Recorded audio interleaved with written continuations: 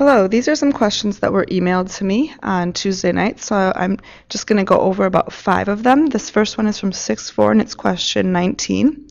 And the first thing you have to notice is that it does not equal 0. So in question number 19, you should first set the entire thing equal to 0 by adding 1 to both sides. Now when you look at number 19, you should notice that you have an x squared, which means this is a quadratic function. And when you have a quadratic function, in order to find your zeros, all you have to use is the quadratic formula.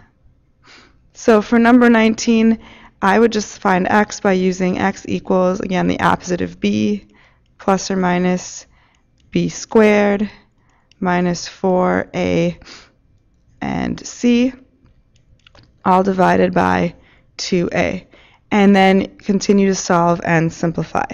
So keep going until you simplify your 252. Sometimes this is I don't know if it's the most difficult step, but sometimes the most confusing, and if you get stuck, just start by dividing by 2's. And when you get to 63, obviously 63 isn't divisible by 2, but it is divisible by 3.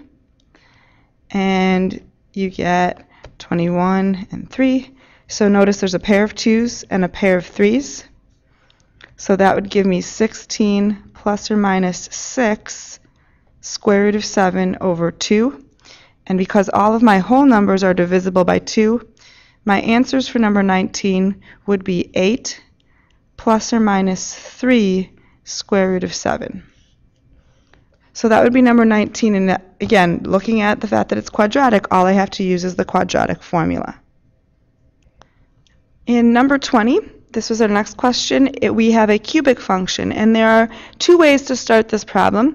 And you could try to factor it, or what a lot of people are really comfortable doing is just right away going to our graphing calculator, hitting y equals, and plugging in that, in this case, the cubic function, the cubic function into their calculator and hitting graph. So make sure I typed it all in right. Hit graph. Again, I hit zoom 6 to get this window. And what I'm looking for when I hit graph is I'm looking for any of the times that it crosses the x-axis. And it looks like it crosses once. So you can always zoom in. Don't forget you can change your window to get a better picture of what's going on. And yes, it crosses once right there. If you want to double check what that answer is, you just type it in. You could either use your cursor or you could type in a number. And we find that our 0 for this one is 0. So then, if x equals 0, what we've talked about in class is first you graph it. So I'm just going to write that's what we did to find this. You graph it. Now you're going to synthetically divide. You could do long division, but most of us feel more comfortable using synthetic division. So my 0 is actually 0 in this case. I have 6x cubed, 10x squared, 5x, and I have to put in 0 because that's my constant.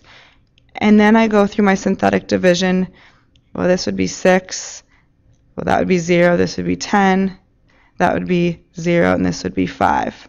So this now becomes, because it started off as a cubic, this is now 6x squared plus 10x plus 5. And this still equals 0, but now we have, again, a quadratic.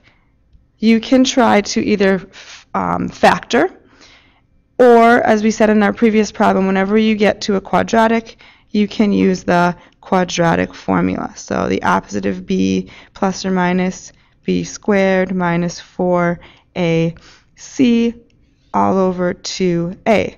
And we know from our graph over here that only one of our answers was real, one answer, but the other 2, because there's a total of 3, are going to be imaginary because the graph no longer or doesn't cross the x-axis in any other place. So we're just going to take a minute and simplify those. And then just make sure you simplify your negative 20. So x equals negative 10 plus or minus. We know that there's going to be an I that pops out. And maybe you do 4 and 5, so that's 2 and 2. So this would be 2i square root of 5 over 12. And because all of the whole numbers are divisible by 2, I would get negative 5 plus or minus, and you could put 1 in here, or you could just leave it as I square root of 5 over 6. So we knew that there should be, again, looking at our original equation, it was a cubic, so we knew there should be 3 answers. One of our answers came from the graph, so one answer again is this, and our other 2 answers came from our quadratic formula, that negative 5 plus I square root of 5 over 6, and the minus is the third answer. So there are my 3 answers for problem number 20. The next 2 questions that were emailed to me were questions from section 6.6, and the question was problem 22. I noticed that this is a cubic. I can't take out a GCF, so my first method is just to go to my graphing calculator and graph it to look for a 0. And plug it in correctly, and then always hit that zoom 6 to go back to your standard window. Oops, 6. And we notice that the graph crosses 1, 2, 3 times. So we're going to check to see if maybe all of those are our answers and we're done. So second trace, 0. Again, I'm just going to type in numbers like negative 2 and 0 for the first one. And this first answer right here that's thinking, we find out that it's irrational. So I can't use that in synthetic division, so I'm going to try to find the next one. So I just repeat the same process. I'm going to type in 0, and it looks like 1, 3. And then I would guess, and it turns out that now I have a rational 0 of 2. Since this one was irrational, I know that this one's irrational because we said they always come in pairs. The square root ones come in pairs as well as the imaginary come in pairs. So this is my only rational root, and so I'm going to use it now to divide. So synthetic division says take that root, that 0, and then I have 1x cubed, negative 4x squared. I have to put a 0 in for my x's, and then I have an 8 as a constant. And then I just synthetically divide. So this would be 1 multiplies to 2, adds to negative 2, multiplies to 4, negative 4, adds to negative 4, multiplies to negative 8, and I get 0. So I went from a cubic, that means this will be a quadratic. And now that I have a quadratic, as we said in the previous 2 problems, once you get to a quadratic, you just use your quadratic formula. So 2 plus or minus the square root of 2 squared minus 4 times 1 times, in this case, negative 4 all over 2a, or 2 times 1. And then you simplify. So we simplified 2 plus or minus square root of 20, and then our last part is to break apart our square root of 20. 4 and 5, 2 and 2. So I have 2 plus or minus 2 square root of 5 all over 2. And because all of my whole numbers are divisible by 2, I would get 1 plus or minus, and I could put 1 in here if I wanted, but it would be just plus or minus the square root of 5. So one answer we found as a rational number right off the graph. The other 2 answers, plus and minus, came from our quadratic, and there are my 3 answers for number 22. The next problem from 6.6 was problem 23. Don't be confused by the f of x. That's just another way of saying y. And again, we're just concerned with, because it asks us to find zeros or roots, we're just concerned with when this equals 0. There's no GCF, so I'm going to go straight to my calculator and plug in the equation exactly as I see it.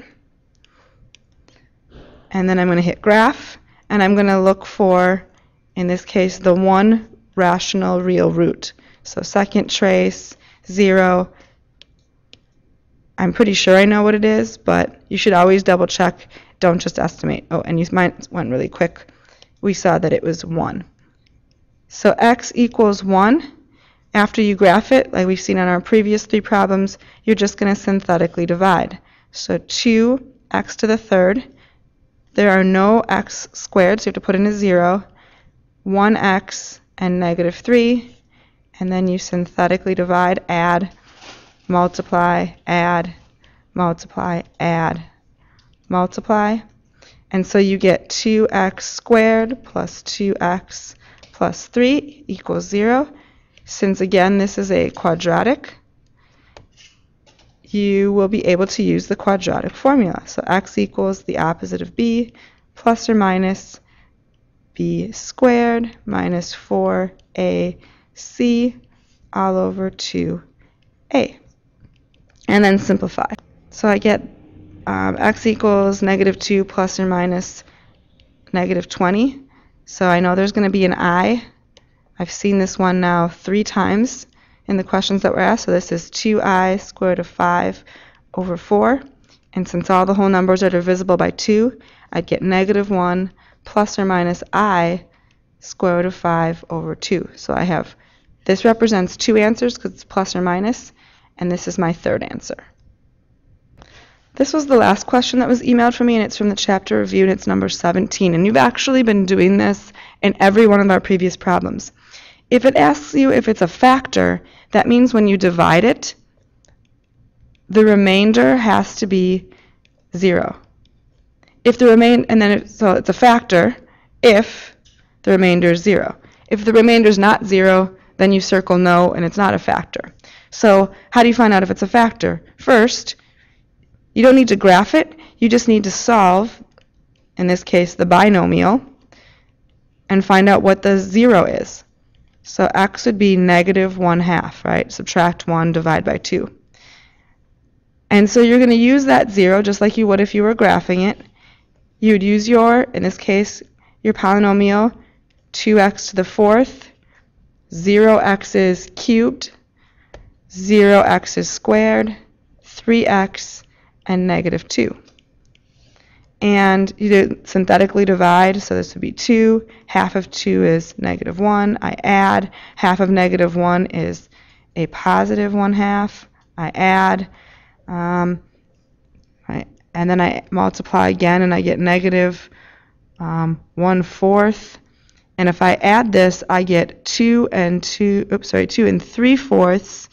And if I take half of 2 and 3/4, that's not going to give me anything, because if I do, let's see, I have to type it in because I'm having a brain fart this morning. Half of 2 and 3/4 is, if I write it as a fraction, -11/8. And when I add these two things together, again, improper fraction form, -27/8, the remainder is not 0. Remainder is not 0. So it, meaning this, so 2x plus 1 is not a factor. So that's all you have to do. If they ever ask you anything's a factor, find the 0. This is the 0. Remember, another word for 0 would be called root. So find the 0, synthetically divide. If the remainder is not 0, it's not a factor. Hope I answered all of your questions. Look over your chapter review, and I'll see you during class.